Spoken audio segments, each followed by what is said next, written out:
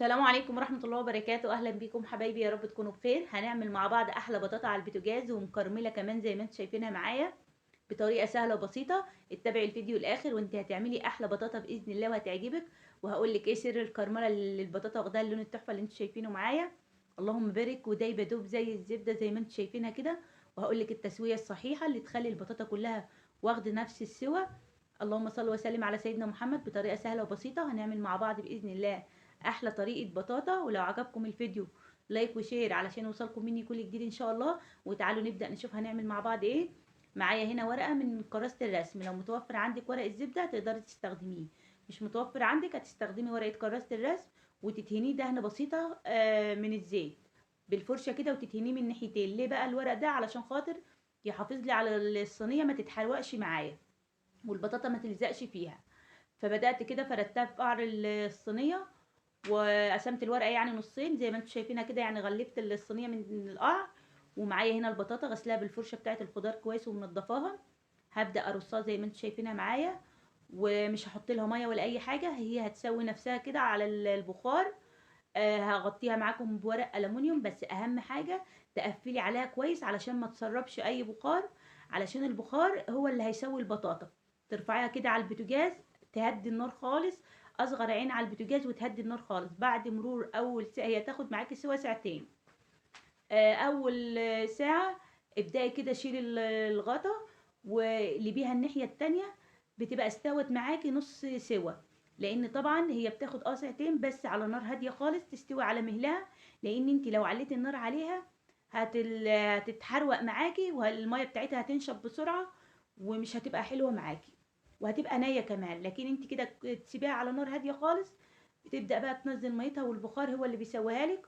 وزي ما اتفقنا تكوني مغطيه كويس علشان البخار ما يتسربش. المرحله اللي جايه دي تقدري تستغني عنها لو ما انتش حباها.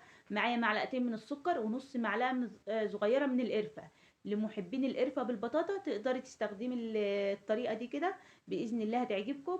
وهغطي عليها بقى واسيبها الساعه التانية تكمل تسويتها. وان شاء الله الطريقه دي هتعجبكم وسهله وبسيطه، وما بتاخدش مننا يعني حاجات كتير. هي ساعتين على النار بس النار هاديه خالص. بعد هنا خلاص ما كملت تسويتها وبردت كمان معايا.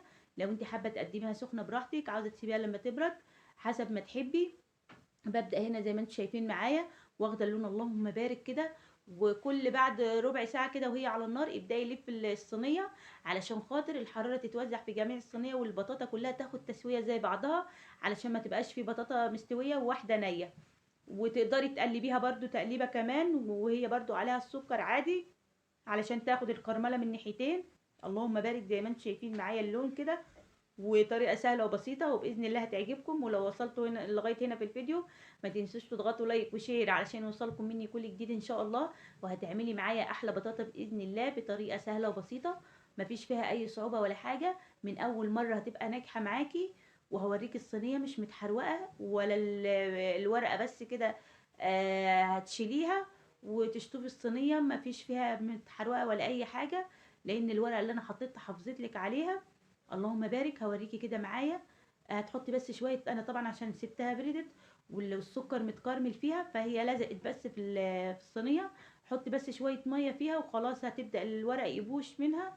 وباذن الله الطريقه دي هتعجبكم، مفيش فيها اي صعوبه ولا حاجه. وطعمها كمان خطير، وخصوصا لما حطيت بقى القرفه مع السكر بيفرق طبعا في ريحتها وطعمها.